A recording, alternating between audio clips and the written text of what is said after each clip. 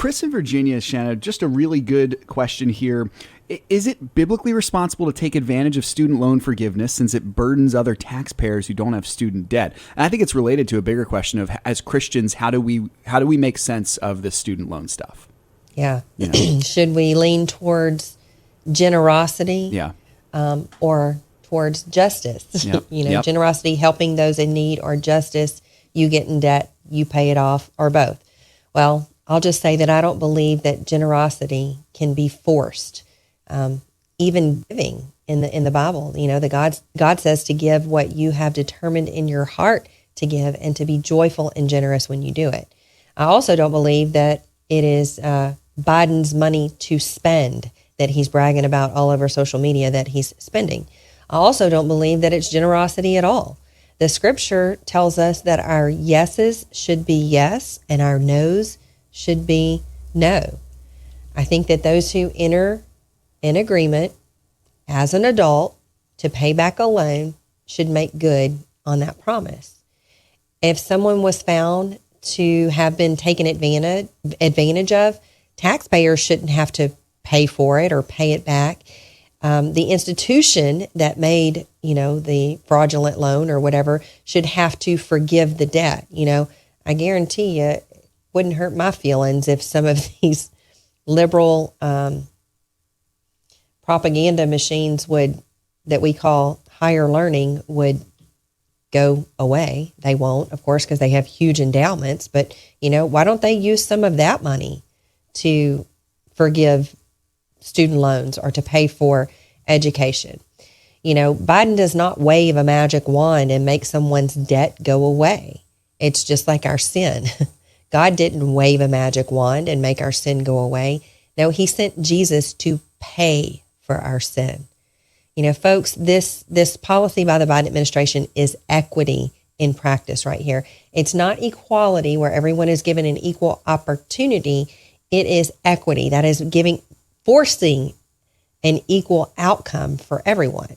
So let's make the 20-something-year-old that just borrowed $30,000 or $50,000 or $100,000 to go to school and get a degree. Let's make them financially equal to the 45-year-old who spent the last 20 years paying off the money that they borrowed to get a higher education.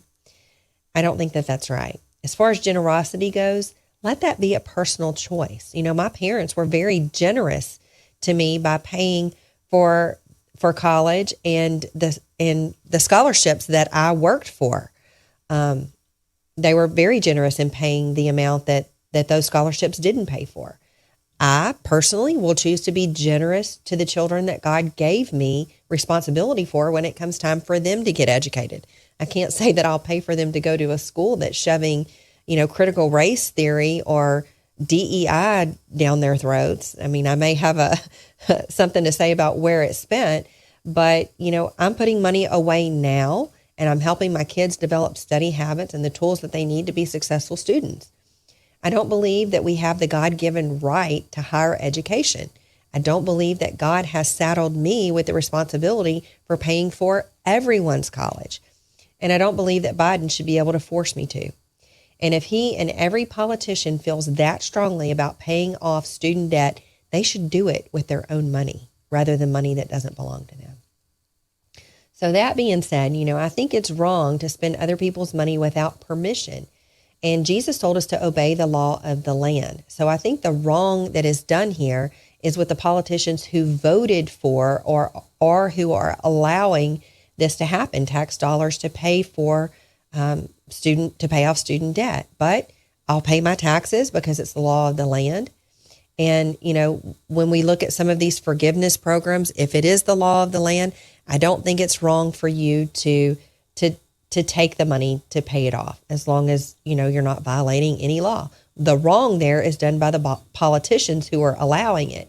And that's where we should put pressure on them to make that change. I mean, we have to think back at the COVID stimulus. We all took the COVID stimulus because it was the law of the land. So if you legitimately qualify for the law of the land, I think it's permissible to take it. I don't believe that anyone should borrow money, should go into college borrowing money, expecting someone else to pay for it.